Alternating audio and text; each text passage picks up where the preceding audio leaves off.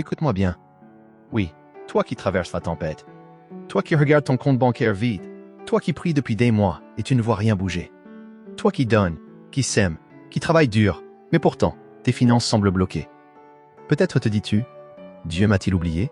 Ou pire, suis-je condamné à vivre dans le manque toute ma vie?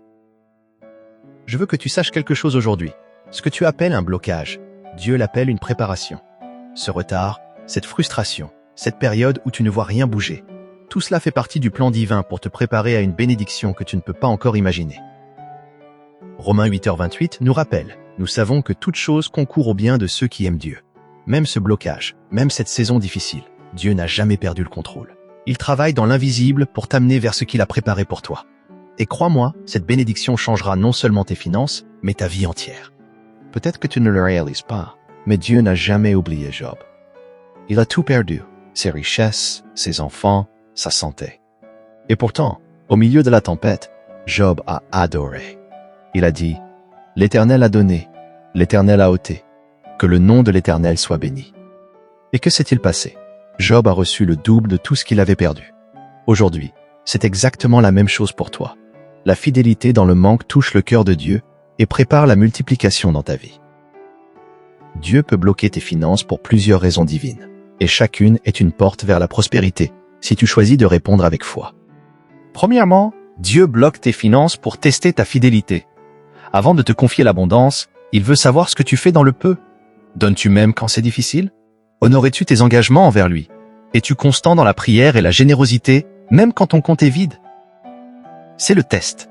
Et si tu passes ce test, la récompense est grande. Abraham a attendu 25 ans avant la naissance d'Isaac. Joseph a été vendu, accusé à tort, jeté en prison pendant 13 ans. Et pourtant, Dieu les a élevés à des niveaux de bénédiction inimaginables. Aujourd'hui, ton test touche à sa fin. La percée est proche. Et regarde Donald, l'un des présidents les plus puissants du monde. Il a traversé des tempêtes énormes, des critiques et des défis qui auraient fait tomber beaucoup d'autres. Mais il a tenu bon, persévéré, et sa détermination et sa foi lui ont permis de se relever. Si un homme comme lui peut tenir face aux tempêtes, toi aussi, tu peux tenir dans tes difficultés. Deuxièmement, Dieu bloque tes finances pour purifier tes motivations. Peut-être que tu cours après l'argent plus que tu ne cours après Dieu. Peut-être que tu veux impressionner les autres, te sentir en sécurité ou combler un vide intérieur avec la richesse. Dieu t'aime trop pour te donner quelque chose qui détruirait ton âme. Alors, il bloque. Il attend que ton cœur dise « Seigneur, même sans argent, je tais-toi ».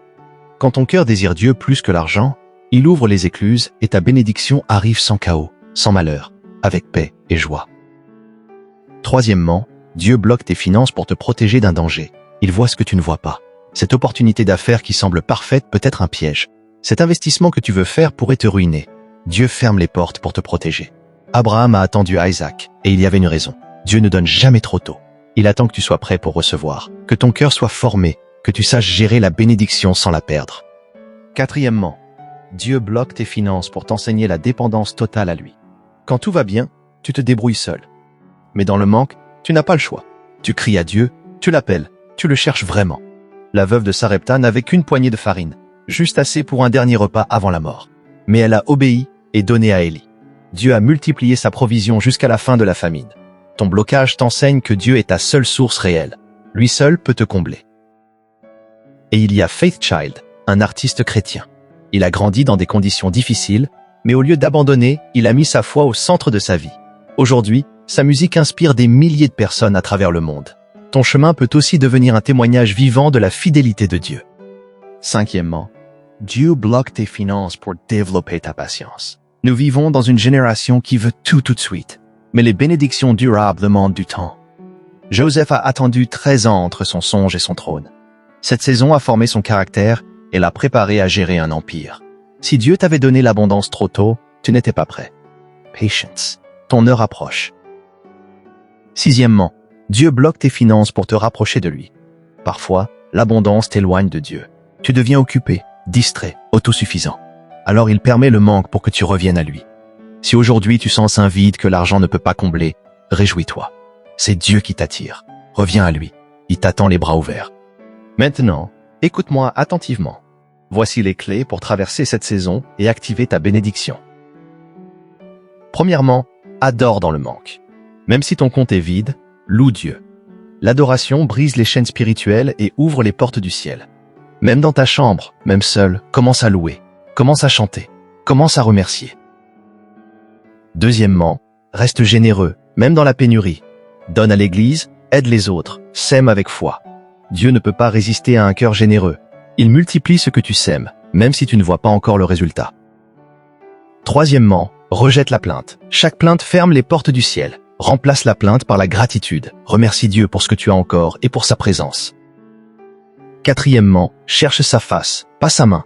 Ne cours pas après l'argent, cours après Dieu. Approfondis ta relation avec lui, plonge dans sa parole. Matthieu 6h33 dit « Cherchez premièrement le royaume de Dieu, et toutes ces choses vous seront données par-dessus. Cherche Dieu d'abord, et tes finances suivront. » Cinquièmement, déclare la fin du blocage. Tes paroles ont le pouvoir de créer. Chaque jour, proclame « Mon blocage financier est terminé. Les portes s'ouvrent. La provision arrive. Dieu me prépare pour l'abondance. » Déclare-le avec foi. Sens-le dans ton cœur. Vois-le avec tes yeux spirituels. Tribal. Souviens-toi, ton blocage n'est pas une malédiction. C'est une formation divine. Dieu te façonne, te forme, te prépare à recevoir sans tout perdre. Les Abraham, Joseph, Job et la veuve de Sarepta ont persévéré, ont prié, ont semé et ont reçu une abondance qui a changé leur vie. Comme Donald et Faith Child, toi aussi tu peux te relever. Leur foi et leur persévérance sont des modèles. Si eux ont vu des percées, toi aussi tu peux. Père Céleste, je viens devant toi avec un cœur ouvert. Je reconnais que je ne comprends pas toujours tes voies. Pardon pour les moments où j'ai douté, où j'ai plaint et douté de ton amour. Aujourd'hui, je choisis de te faire confiance même dans le blocage. Je crois que tu travailles pour mon bien. Je crois que tu prépares quelque chose de plus grand pour moi. Purifie mon cœur. Enlève tout amour désordonné pour l'argent. Apprends-moi la patience. Développe en moi la fidélité. Seigneur, brise tout blocage spirituel sur mes finances. Ouvre les portes de la faveur. Envoie les bonnes personnes et crée les opportunités divines. Je déclare que ma saison de manque touche à sa fin. Je reçois ma percée par la foi. Fais de moi un canal de bénédiction pour les autres. Au nom puissant de Jésus. Amen. Répète après moi. Mon blocage est terminé. Ma bénédiction arrive. Dieu ouvre les portes de la provision. Crois-le, sens-le, vois-le, agis avec foi. La bénédiction de Dieu arrive maintenant dans ta vie.